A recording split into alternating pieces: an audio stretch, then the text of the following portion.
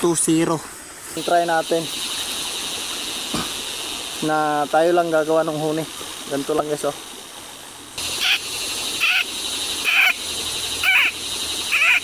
Huli tayo isa, oh. Ganun na.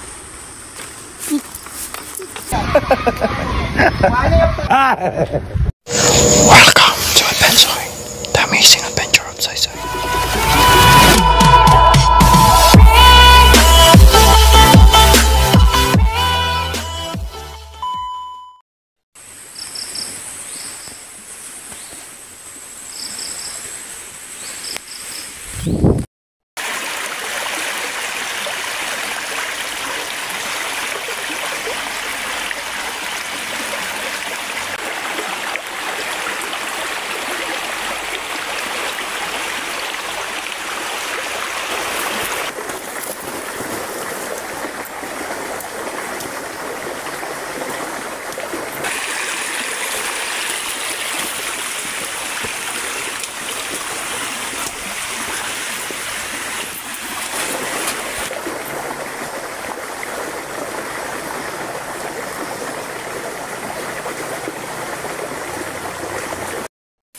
Hello mga kadbeds, long time no see. Ngayon guys, papunta tayo sa ilog. Try natin mamingwit ng plaka. Tama.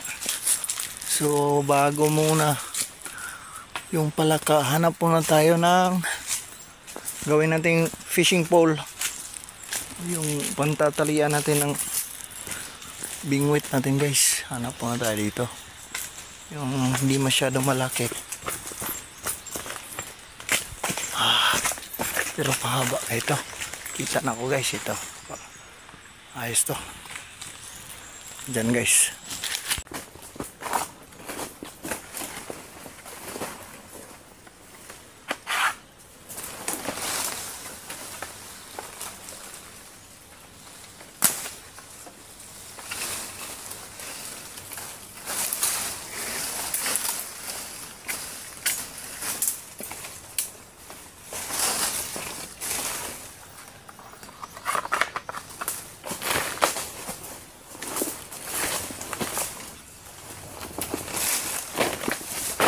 Ito na guys, meron na tayo fishing rod na mahaba. Next natin gagawin, pag nasa baba na tayo guys, medyo layo-layo pa. Pag ando na tayo sa ilog, maghanap tayo ng kuhol o kahit anong uri ng snail or suso. Yun ang gagawin natin pamain sa ating pamimingwit ng palaka. Balikan ko kayo mamaya. Yan na guys, malapit na tayo sa ilog. Hanap po na tayo ng kuhol. Ayan, may kita ko isa dito. Ayan guys, oh.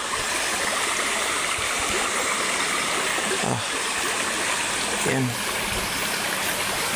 Ganito yung ipapain natin guys. Kunin lang natin yung laman. Hanap pa tayo. Kahit dalawa lang guys or tatlo. Ayan guys, so pwede na siguro to. Meron tayong tatlo. So ang gagamitin natin dito yung laman lang. Bibiakin natin to. So prepare ko muna guys yung pamingwit natin. Set up muna natin yung pamingwit natin. Ito. Ganito kahaba. So meron tayong nylon dito guys. Ayan. 1 metro lang. Pero mahaba na nga ito.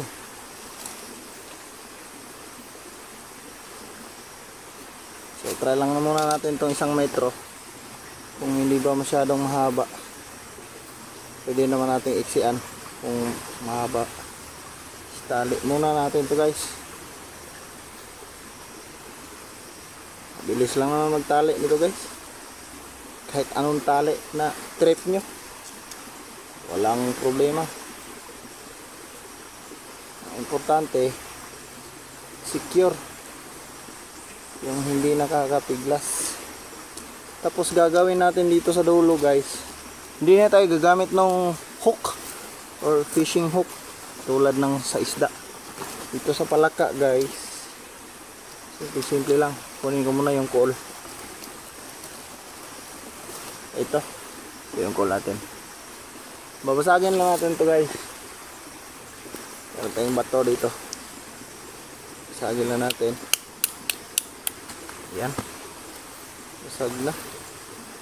So kunin natin guys yung laman. Yung laman ng call. Ito.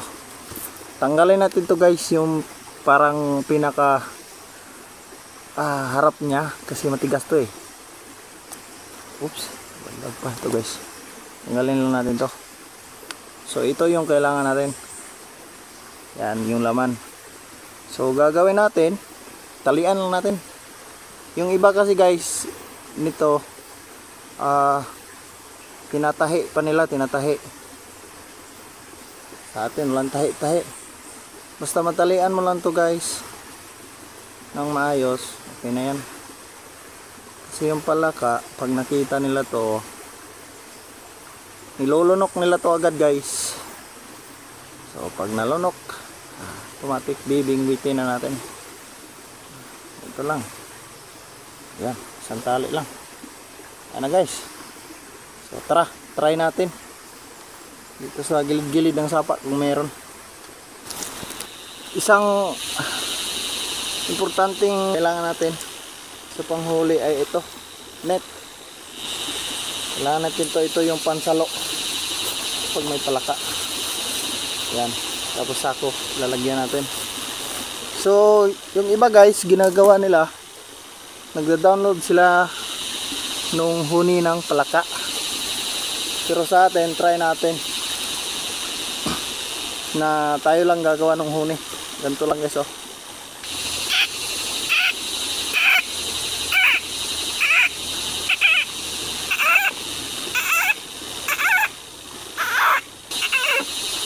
So habang ginagawa natin yon, magpapatunog-tunog yung ito, pole natin. Igagalaw-galaw din natin sa may mga damo-damo. Tapos dapat magmasid-masid din tayo sa mga maliliit na paggalaw ng mga damo. Kasi pag may mga galaw, possible na may palaka. So, try natin. Di pa pala naka-play. Huli tayo isa oh. Tanggal na.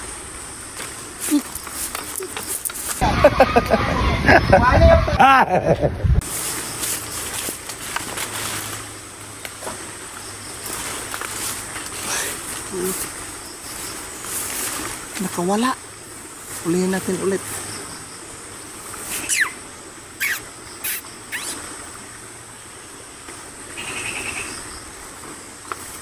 Puno pa kasi yung video kasi.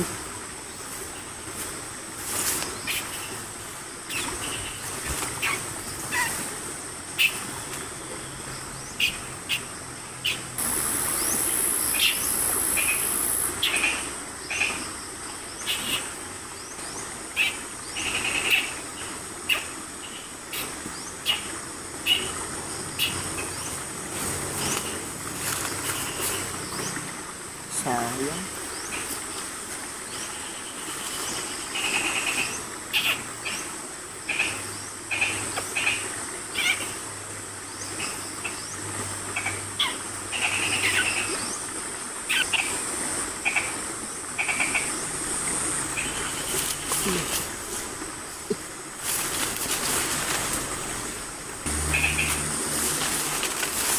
Zero.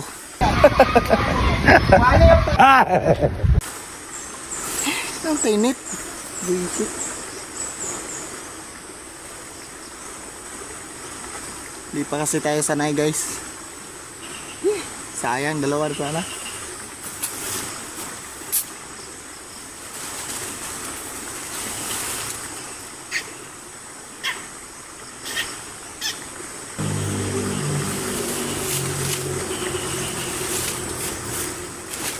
Lipat muna tayo guys. Yun mga kadbensoy. Nakadalawa sana tayo. Kaso nangamote tayo eh. Hindi pa natin masyadong nakabisado kung paano yung mga technique, or di pa natin natuklasan yung mga technique paano mamingwit So uwi na tayo guys. Nakadalawa sana tayo pero hindi natin na huli, nakawala rin.